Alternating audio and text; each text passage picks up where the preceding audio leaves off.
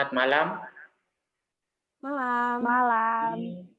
Kami kelompok 7 presentasi buku instruksional strategi from effective teaching karya James Thor dan Queen chapter, yaitu menghafal dan instruksi memunik.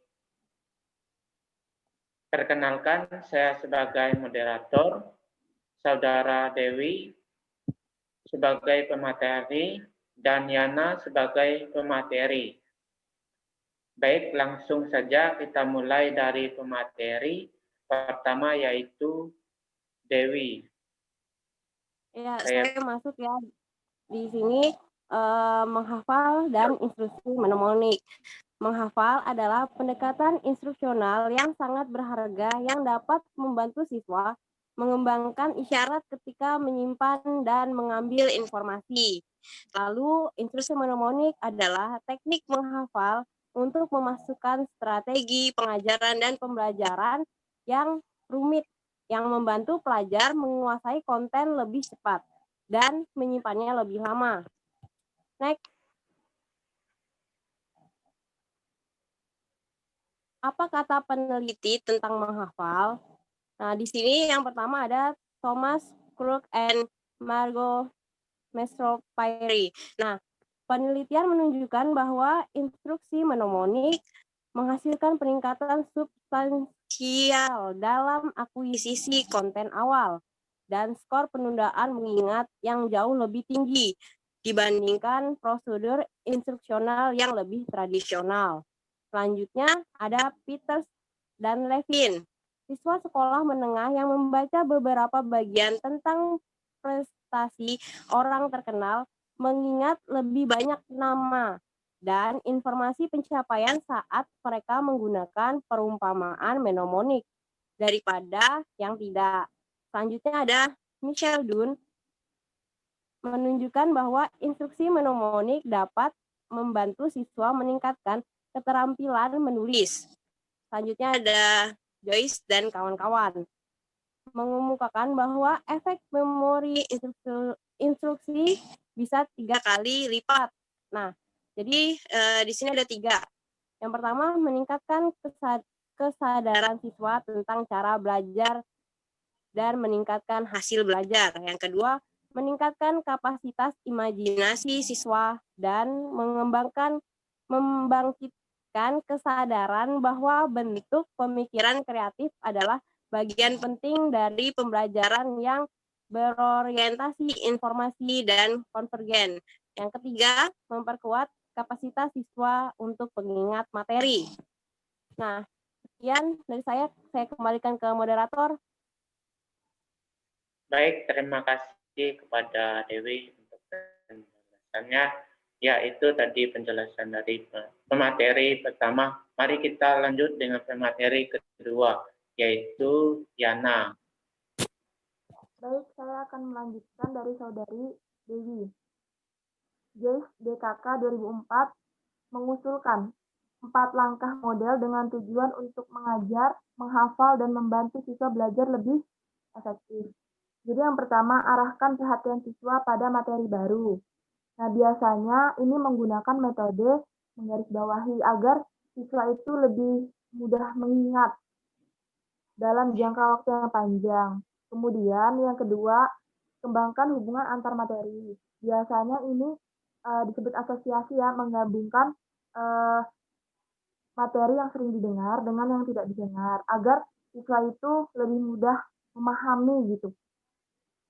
Tidak hanya menghafal cuma-cuma. Kemudian yang ketiga itu menggunakan metode yang menarik. Dan yang terakhir itu berlatih mengingat materi. Jadi siswa harus berlatih terus-menerus agar benar-benar si siswanya ini memahami materinya. Lanjut. Nah, kemudian ada strategi mnemonik. Jadi di dalam chapter 7 ini, bagian kelompok kami membahas ada 3 strategi. Yang pertama akronim, kedua metode kata kunci atau keyword, dan yang ketiga metode backword. Jadi apa yang dimaksud metode akronim? Jadi metode akronim ini menggunakan setiap awal huruf dari kelompok kalimat guna untuk menyusun atau membentuk suatu kalimat baru. Seperti contohnya itu TNI, Tentara Negara Indonesia, atau SIM, Surat Izin Mengemudi. Jadi lebih mudah diingat gitu. Kemudian yang kedua, metode kata kunci. Nah, metode kata kunci saya ambil contoh seperti mengingat Pancasila ya. Terkadang kan kalau kita membaca Pancasila itu ada 5 kan, itu panjang. Itu kan kayak susah banget gitu nah kita mengingatnya. Nah, kita pakai strategi kata kunci seperti ini. Misalnya sila pertama, kita hanya mengingat ketuhanan. Kemudian yang kedua, kemanusiaan. Ketiga, persatuan. Dan selanjutnya seperti itu. Dan itu sudah dibuktikan lebih mudah diingat seperti itu daripada yang kita harus menghafal satu-satu. Kemudian yang ketiga itu metode backward. Jadi metode backward itu disebut juga pancang. Pancang itu seperti apa ya? Dia itu memotong sebagian kalimat atau seperti ini. Biasanya tuh contoh ya, contoh nomor atau angka gitu, nomor rekening atau nomor telepon. Kan itu kan panjang ya, biasanya 08 2353. Nah, ini kita kasih strip gitu. Biar cepat mengingat ataupun menghafal kayak 0823 strip seperti itu. Terus 5530 strip seperti itu. Jadi itu lebih mudah kita ingat daripada kita hafal langsung semuanya gitu tanpa ada batasan. Mungkin itu saja dari saya kembalikan ke moderator. Ya, baik. Itu tadi penjelasan dari kedua pemateri. Baik, di sini saya akan membuka sesi pertanyaan bagi teman-teman yang ingin bertanya. Dipersilakan. Saya. Ya, silakan Umi. Baik, sebelumnya terima kasih kepada moderator yang telah mempersilakan saya untuk memberikan pertanyaan. Sebelumnya, perkenalkan saya Omi Pramida dari kelompok 6, ingin bertanya kepada pemateri. Di sini kan membahas tentang menghafal dan instruksi mnemonik. Nah, yang seperti yang saya ketahui ya, mnemonik itu tuh cara menghafal, tapi dengan cara yang menggunakan sandi-sandi gitu. Semisal kita ini kayak mengingat sesuatu itu menggunakan gambar gitu. Oh, gambar ini nih misalnya kayak tabel periodik kan apa rubidium itu misalnya kotak kayak gitu. Nah, jadi kalau untuk siswa sendiri itu bagusnya menghafal biasa aja atau dia menggunakan metode mnemonik. Itu saja sih dari saya. Sekian dan terima kasih. Ya, terima kasih untuk Umi. Selanjutnya saya akan memberi kesempatan untuk pertanyaan yang kedua, sesi kedua. Saya mau nanya. Ya, dipersilakan. Baik. Perkenalkan, nama saya Della Rizka Mulyadi dari kelompok 2. Saya ingin bertanya kepada kelompok penyaji, apa faktor-faktor yang dibutuhkan untuk membantu dalam metode pembelajaran melalui penghafalan. Seperti itu. Terima kasih. Assalamualaikum warahmatullahi wabarakatuh. Baik, kita akan menjawab pertanyaan Saudara Umi. Saya minta Saudara Dewi akan menjawab pertanyaan dari Umi. Dipersilakan. Ya, jadi di sini saya akan menjawab pertanyaan Saudari Omi ya.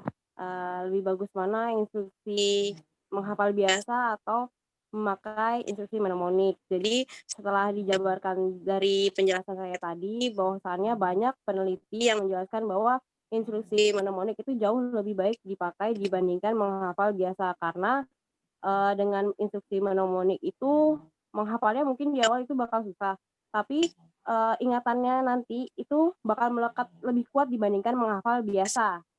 Jadi jawaban saya lebih baik instruksi mnemonik gitu. Saya kembalikan ke moderator. Baik. Apakah Saudara Umi menerima apa yang dijelaskan oleh Dewi. Baik, mungkin saya itu ya sedikit menyimpulkan. Jadi kalau untuk memenik sendiri itu untuk kita apa ya sebagai calon pendidik itu lebih kreatif ya dalam memberikan cara belajar gitu ya bagi siswa sekalian ya. Jadi ya saya sepakat dengan saudari Dewi. Saya ucapkan terima kasih sih kepada pemateri yang telah memberikan saya penjelasan. Terima kasih. Terima kasih. Sama-sama. Ya, lanjut, saya akan persilakan untuk Yana untuk menjawab pertanyaan dari Dela. Dipersilakan. Baik. Terima kasih sebelumnya. Di sini saya mencoba menjawab pertanyaan dari saudari Dela. Apa ya tadi? Apa saja faktor pendorong dalam strategi menghafal ya? Jadi ada 3. Yang pertama itu motivasi merupakan salah satu faktor pendorong untuk menghafal, terutama dukungan dari keluarga ataupun teman-teman. Kemudian yang kedua, cara belajar menambah hafalan yaitu memasukkan dalam memori ingatan, mengungkapkan ingatan dalam bentuk bacaan secara tepat dan terus-menerus diulang kembali. Dan yang terakhir atau yang ketiga itu fasilitas yang mendukung dalam pembelajaran menghafal. Mungkin itu saja yang dapat saya sampaikan. Saya kembalikan ke moderator. Baik, terima kasih untuk Yana. Baik, bagaimana saudara Dela? Apakah bisa diterima? Iya, saya sepakat dengan kelompok kalian. Terima kasih atas penjelasan kelompok penyaji. Sama-sama.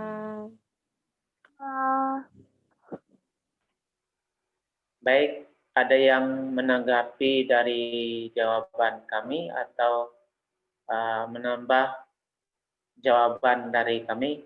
Dipersilakan kalau ada.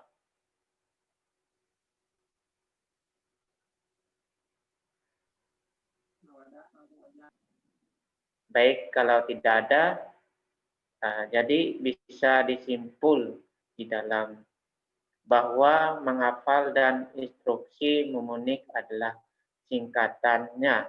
Instruksi menghafal dan memonik menyediakan seperangkat strategis yang telah diteliti dengan baik untuk meningkat pembelajaran siswa dan dapat dengan mudah dijalin ke dalam berbagai jenis pembelajaran lainnya. Sekian presentasi dari kelompok 7, kurang lebihnya mohon maaf. Terima kasih, selamat malam.